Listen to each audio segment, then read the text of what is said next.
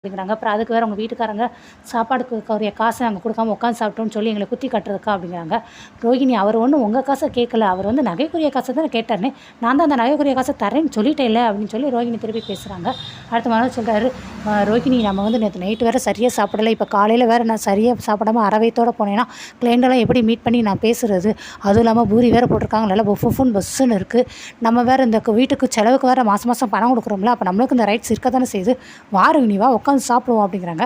சரின்னு ரோகிணி மனசு மாறிடுது. அதுக்கடுத்து அவங்க ஆன்ட்டியை பார்க்குறாங்க. ஆன்ட்டி நீங்கள் எதுக்கு ஆன்ட்டி சாப்பிடாம இருக்கீங்க? மற்றவங்க எல்லாரும் நல்லா சாப்பிடும்போது நீங்கள் மட்டும் ஏன் சாப்பிடாம இருக்கணும்? வாங்க நீங்கள் சாப்பிட வாங்கன்ட்டு கூப்பிட்றாங்க. மனோஜம்மா வாங்கம்மா நீங்கள் வந்து சாப்பிட வாங்கம்மா அப்படிங்கிறாங்க. சரின்னு எல்லாரும் உட்காடுறாங்க. பூரியை வந்து மனோஜ் ரோகிணி எல்லாருமே சாப்பிட்றாங்க. அப்போ ஸ்ருதி வராங்க.